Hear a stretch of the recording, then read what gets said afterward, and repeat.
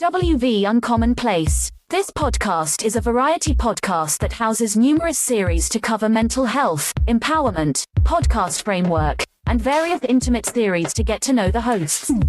Along with occasional movies reviews and dives in pop culture with our event podcast episodes. The Uncommonplace digs into bringing guests on that stories don't fit the mold and are very different. WV stands for the great state of West Virginia, and every quarter we cover something in West Virginia. Stacy and myself, JR, are your hosts, so please come along for this venture to our uncommon place.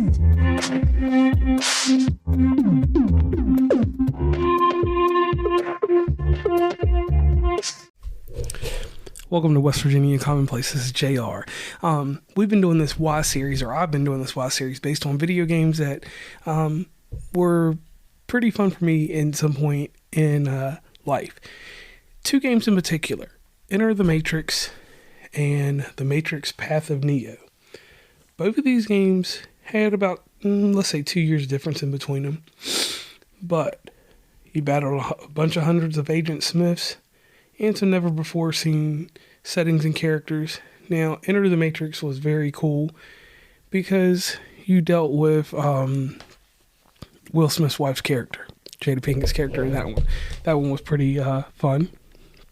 And it had some other characters. Now, my thing here is these games were developed by Shiny Entertainment. So let's do the dip about Shiny Entertainment. Shiny Entertainment was a company that was founded by Dave Perry of Earthworm Jim fame. So in tying this into this episode, I'm going to speak a little bit about Earthworm Jim first.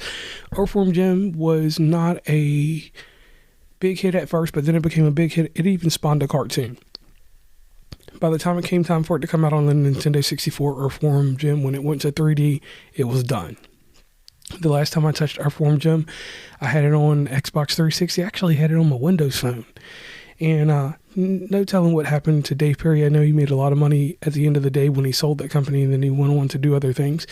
But Shiny Entertainment, when it was involved in these games were made in conjunction with Atari and Warner Brothers. Not knowing the strength of Atari at that time, which they were pretty, what's the best way to put it? Atari wasn't big. Atari wasn't what Atari was in the late 70s, early 80s.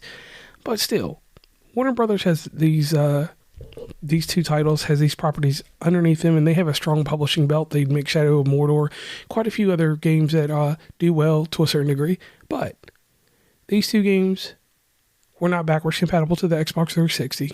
They were stuck in that realm of the original Xbox.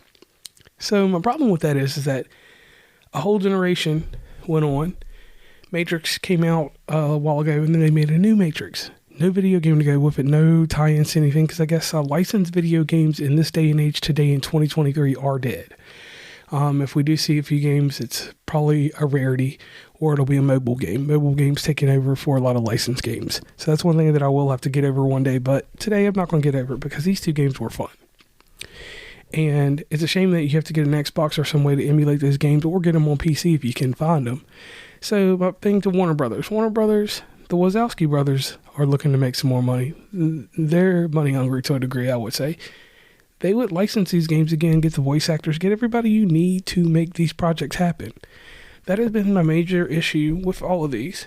Because, I mean, while I'm looking at the Enter the Matrix and just remembering how it played, those games were genius. Dolby surround sound in them. Now, I will say this of Path of Neo. Path of Neo, it had a new written script by the Wazowski brothers. It was high definition at the time. But the cool thing about it was that like these games, like the sound, if you had a sound system back in the day, these games were amazing on there. They were a great part of what was right about the afterworld or the further portions of the Matrix. But just like everything, these things came to an end. So my thing is today, how do you get the license to these games? How do you get these games brought back up? Hard questions that we probably will never get answers to. And that's the sad thing. So I tell anybody in collection sense, Xbox games are a dime a dozen. You can find them anywhere. But these two, if you can get a hold of an original Xbox and you get a manufacturer way to make HDMI work on it, because there are ways to make it work, I would definitely get into a spot and make that happen.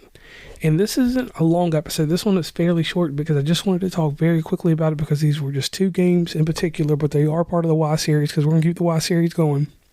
So Warner Brothers, Atari, you're wherever you are. Shiny Entertainment, you're whatever you are now. But Warner Brothers, you have the power. You can sit back and revive these games.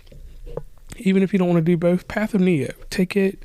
Let's get an HDMI version of it, and people will buy it and play it. Keanu Reeves is hot right now with the John Wick, the revival of Bill and Ted. He's been on a roll. Everything except Constantine. So, at the end of the day, my why is this. Why is it that we had so many licensed products or video games that were halfway decent? Some of them are trash ass. And I'll talk about them later when we talk about other things. But if you listen to why Activision, you understand why some games are trash ass. But some of these products could be revived. So anyway, I'm JR. This is West Virginia Uncommonplace. A really short episode, a really short topic. And I hope you guys enjoyed it. And I will catch you next time. Please follow WV Uncommonplace on Instagram, Tumblr, Twitter, TikTok, where we have some great content, Facebook, LinkedIn. Hit up the merch store at oncommonplace.square.site. Join the email list from the website, and rate, subscribe, and give feedback from your favorite podcatcher. And lastly, thanks for listening, and tune into the next episode.